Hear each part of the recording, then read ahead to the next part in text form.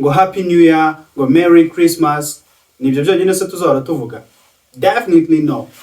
Uko turi kwinjira mu mwaka mushya niko tugomba kugendana n'utuntu dushyashya. No mu Cyongereza everything new. Muri 2026 tugomba kwinjiramo turi very smart. Ngiye kukwigisha uburyo bwiza bundi bwinshi ushobora gukoresha wifuriza umuntu kugira Noheli nziza n'umwaka mushya muhire. Ntabwo tuzahora tuvuga happy new year, merry Christmas, only that. No, it is not going to work like that. Ngiye kukwigisha ubundi buryo buri smart bwo kuvuga ibi bintu. Anyways, nanjye mumpe Christmas na New Year mumpa subscribe, mukora like, musharinga kugira ngo ino video nanjye nze kubona yuko soje umwaka meze neza cyane. Abemera Christmas bifurije Noheli nziza. Abatemera namwe tuzahore kuri bonane. Ngiye kukwereka uburyo bwiza ushobora kwifuriza umuntu Noheli nziza n'umwaka mushya muhire. Ariko ushobora no kutabivuga bakabikubwira. Niba bikubwira se uzabyumva. Uzasubiza gute? Let's go. Let's get started. Of course, Merry Christmas and Happy New Year. Akoko rwose abantu babwiye ngo bakareke mushobora kurwana. You can fight. Merry Christmas. Noheli nziza y'ibyishimo, ikintu kiri merry, kiri hopeful, kiri ibyishimo. And Happy New Year. Ndetse n'umwaka mushya w'ibyishimo. Umwaka mushya New Year. Bonne année. That's how we say it. Rero ushobora kubwira umuntu ngo Merry Christmas and Happy New Year. Noheli nziza n'umwaka mushya muhire w'ibyishimo. Ako ni akantu ka mbere. Ni nako kamenyerewe n'abantu bose. Everyone is saying this. Ariko tugiye muri 2026. Reka twinjiranemo ibintu bishyashya.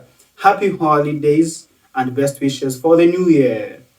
Happy holidays and best wishes for the new year. Akana kushobora kukabwira umuntu rwose. Happy holidays. Ibiruhuko byiza and best wishes for the new year. Ndetse nkwifurije n'ibyiza biruta ibindi mu mwaka mushyashya. Happy holidays. Ibiruhuko byiza kuko muri gihe cya Noheli n'ubunani tugira ibiruhuko hanyuma tukagirana best wishes for the new year. Nkwifurije ibyiza biruta ibindi mu mwaka mushyashya. Ushobora no kubwira umuntu ngo wishing you a joyful holiday season and a bright new year. Nkwifurije a joyful holiday season. Nkwifurije ibiruhuko byiza bya Noheli n'ubunani and a bright new year. Ndetse n'umwaka mwiza uri bright, ubengerana, umeze neza. I wish you a bright new year. Ako kana ushobora kugafatanya. Wishing you a joyful holiday season and a bright new year. This is something that you can tell to anyone. Akushobora kukabwira rwose umuntu uwo ari we wese hanyuma Noheli yabo n'ubunani ukaba uyigenje neza cyane. Ukaba urayiryoheje. Nge Noheli n'ubunani muze kwima mureba ino video kugeza irangiye. That's the Christmas I'm looking for, and that's the new year I am actually looking for. Nge niyo Noheli n'ubunani nshaka. Ushobora no kubwira umuntu ngo season's greetings and happy new year. Nabwo umwifurije rwose umwaka mushya muhire. Uzagerageza usubwira umuntu akakana urebe ko katazamukorera Christmas cyangwa kakamukorera ubunani. Ushobora kumubwira ngo warmest wishes for a merry Christmas and a prosperous 2026. Angaha rwose kumwifuriza kuzagira iminsi mikuru myiza, ariko noneho umwaka wa 2026 ukazamubera uw'ubutunzi uri prosperous and a prosperous 2026. Ikintu kiri prosperous ni ikintu kirimo ubukungu, kirimo amafu kirimo n'amafaranga. That's the meaning of a prosperous 2026. Umuntu ushaka kumwifuriza rwose kuzatera imbere mu mwaka wa 2026, try this out. Aho ni muri rusange, ariko noneho niba hari umuntu ushaka kubwira kakuri ku mutima, wa muntu ushaka kubwira ibintu biri buze gutacinga heart, umuntu mwabanye neza muri uno mwaka wose, rwose uri kumva wamubwira ibintu bivuye ku mutima. Surprise that person in English. Mutungure noneho ubimubwire mu Cyongereza gitomoye. Okay, umutungure umubwire nk'aka kavasi. Sinzi niba uzakavuga biri romantic, niba uzaburi kukabwira umukunzi wawe, niba uzaburi kukabwira ababyeyi bawe, inshuti zawe, wa muntu wumva wagukoze ku mutima nawe urashaka kumushimisha. You want to treat that person in a special way. Uzamubwira aka kantu. May your Christmas be filled with love. nkwifurije yuko noheli yawe yaba yuzuye urukundo, laughter, inseko, and cherished moments, ndetse n'ibihe byiza by'ibyishimo, and your new year with peace and happiness, ndetse umwaka wawe mushyashya wo bonane yawe ikazakubera iy'amahoro n'ibyishimo. That's what you can tell a person who you want to make happy on these festive seasons. Rero reka tugafatanya. May your Christmas be filled with love, laughter, and cherished moments, and your new year with peace and happiness. That's the first one you can tell to a person that you want to make happy on these special days. Umubwiye se gutya. Wishing you and yours a season of blessings. Nkwifurije wowe n'abawe iminsi mikuru y'imigisha ya blessings imigisha, hanyuma warmth and good cheer, rwose gususuruka no kumererwa neza, leading into a year of success and contentment. Ibyo rwose nkwifurije ko bizakugeza mu mwaka wa success and contentment, umwaka wo gutsinda success ndetse n'ibyishimo na contentment. Akanako rwose ushobora kukabwira umuntu, wishing you and yours a season of blessings, warmth and good cheer, leading into a year of success and contentment. Cyangwa umubwire ngo, may the spirit of Christmas bring you comfort and joy.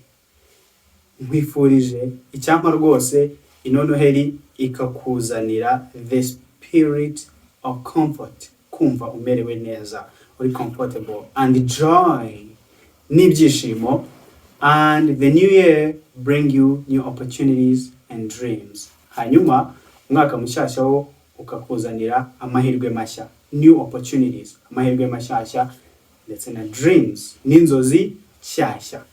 Yes, may the spirit of Christmas bring you comfort and joy, and the new year bring you new opportunities and dreams.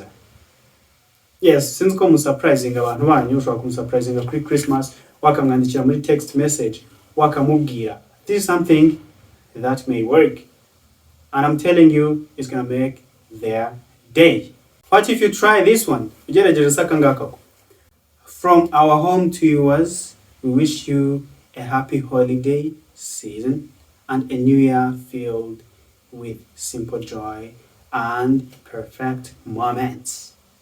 From our home to yours, urugo rwacu, iwacu twebwe, kuva iwacu kugera iwanyu, we wish you a happy holiday season, tubifurije iminsi mikuru myiza, and a new year filled with simple joys.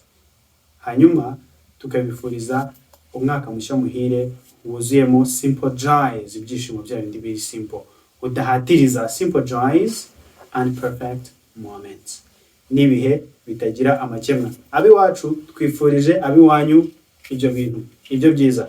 There is something akanga kushobora kubakoresha umukuru w'umuryango, ushaka kwifuriza undi muryango noheli nziza, uburyo bwari bwo bwose ushobora kwifuriza abandi bantu happy Christmas and New Year.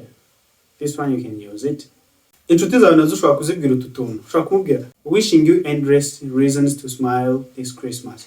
Kwifurije kuzagira impamvu zitarangira zizatuma rwose umwenyura kuri Christmas, kuri Noheli, and in the new year, ndetse no ku mwaka mushyashya, kuri bonane, ndetse n'umwaka mushyashya nyine abantu bari gutangira muri rusange. Cyangwa ukamubwira ngo, sending you and your family love. Rwose mbifurije wowe n'umuryango wawe urukundo, light and laughter this Christmas. Kumva rwose mumeze neza, mususurutse, ndetse n'ibitwenge, laughter this Christmas and always, kuri ino noheli, ndetse n'iteka ryose and always. Cheers to making more memories in 2026. Eka rwose tunezerwe kubwo kuzakora ibintu bishyashya, kuzagira memories nshyashya, inzibutso nshyashya muri 2026, muri uno mwaka ugiye kuza. Ariko hari abantu bazareba ino video uno mwaka wararangiye, ubwo hari 2026 bazagenda bahashyira 2027 2030 2040 2050 kugeza n'indi myaka wenda ntazi, ariko this time around turi kuvuga kuri 2026. Uburyo noneho buri professional, niba uri umukoresha ukoresha abantu cyangwa ushaka kubwira abantu mukorana, ushaka rwose kubifuriza umwaka mushya muhire, bwa buryo buri professional burimo ikinyamwuga cyinshi, ushobora gukoresha rwose ano magambo: wishing you a joyful Christmas season and New Year filled with success and prosperity. Mbifurije Noheli nziza y'ibyishimo and New Year filled with success, ndetse n'umwaka mushya wuzuyemo amahirwe and prosperity, ndetse n'ubukungu, ubukire, ubugwiza, amafaranga, something like that. Cyangwa se ukababwira ngo season's greetings from our team to yours. Turabasuhuje rwose, tubifurije Noheli, tubifurije iminsi mikuru myiza. May your holidays be filled with warmth and peace.